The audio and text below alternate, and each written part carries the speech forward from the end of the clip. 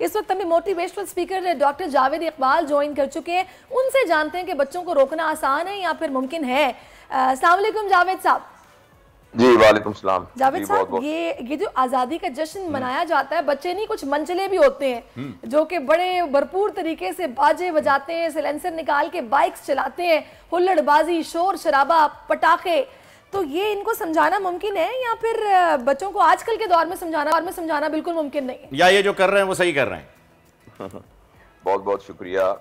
देखिए, जश्न आज़ादी जब ये शुरू हुआ है ना, ये तकरीबन 80s की बात है कि जब इसको बाकायदा एक फेस्टिवल के तौर पर पाकिस्तान में मनाने के लिए, यानी एक तरह से हुकूमती सतह पर इसको प्रमोट किया गया। तो देखें, इसका पर्पस तो यही है कि थोड़ी सी फेस्टिविटी भी हो, लेकिन साथ जो पाकिस्तान बनाने का मकसद था उसका इयादा किया जाए और बच्चों को, बड़ों को, सबको बताया जाए कि हमने आखिर इतनी मुसीबत करके, इतनी तकलीफ उठाकर एक और इतनी कुर्बानियां देकर, और वाकई कुर्बानियां यानी जानों की कुर्बानियां। मेरे वालिद साहब ये बताते हैं कि जब वो हिंदुस्तान से यहाँ आए थे तो उनकी फूफी को उनके सामने छुरा मार के मार दिया गया था, उनके सामने, और वो कुछ नहीं कर सके थे। और वो लोग, मेरे दादा और वो यहाँ से आ गए थे। मैं 1961 में पैदा हुआ हूँ, पाकिस्तान बनने के 14 साल के बाद। और उस वक्त जब मैंने होश संभाला है तो पाकिस्तान बनने की सारी कहानियां, वो सब लोग मेरे सामने थे जो हमें ये कहानियां सुनाया करते थे, क्योंकि उनके लिए ये कल की बात थी।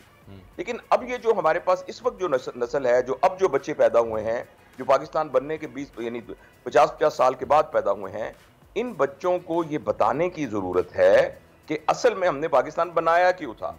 तो मुझे फेस्टिविटी पर तो कोई एतराज नहीं है, वो बिल्कुल होनी चाहिए। जिंदा कौमें हमेशा फेस्टिवल्स मनाती हैं, लेकिन उसके साथ जो इसका असल पर्पस है उसको मिस नहीं करना चाहिए, मकसद को जो है वो नहीं भूलना चाहिए। जावेद साहब, बहुत ही खूबसूरत आपने बात की है, लेकिन मैं यहाँ चाहूंगा कि इसी बात से, आप ही की बात को आगे बढ़ाते हुए, इस मौके का और इस प्लेटफॉर्म का फायदा उठाते हुए अपने नाजरीन के लिए मैं चाहूंगा कि दो कौमी नजरिए के ऊपर आप थोड़ी सी जो है वो मुख्तसरन और बड़ी ही तफसीली के साथ, बल्कि दोनों चीज़ों को मिलाना बड़े मुश्किल हो जाएगा, तो थोड़ी सी जो है वो गुफ्तगू उस पर ज़रूर कीजिएगा, ये जो दो कौमी नजरिया, ताकि हमारी व्यूअर्स को भी पता चले कि क्यों पाकिस्तान बनना ज़रूरी था। जी देखिए, बात यह है कि अगर आप अभी भी डिक्शनरी में देखें ना, तो कौम की डेफिनेशन, नेशन की डेफिनेशन ये है कि कुछ लोग जो एक इलाके में इकट्ठे रहते हों, वो एक जबान बोलते हों और उनका रस्म रिवाज एक जैसा हो, वो कौम होती है। हमने एक नई थ्योरी दी और एक नया हमने हाइपोथेसिस दिया कि नहीं, कौम की ये जो डेफिनेशन है, इसकी बजाय हमारी कौम की डेफिनेशन ये है कि दुनिया में किसी जगह पर भी कोई शख्स जो हमसे दूर भी रहता हो, लेकिन वो कलमा पढ़ता हो और वो खुदा को मानता हो, अल्लाह के नबी को मानता हो, तो वो एक कौम है। तारीख का अमीन,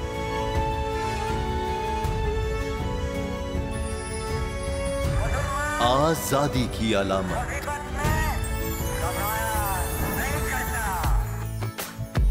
हुस्न का आईनादार,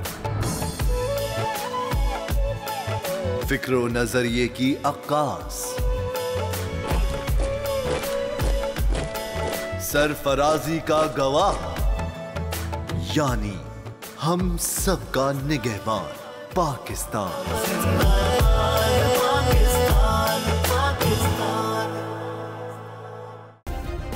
सब्सक्राइब करें और बेल दबाएं ताकि कोई खबर रह न जाए।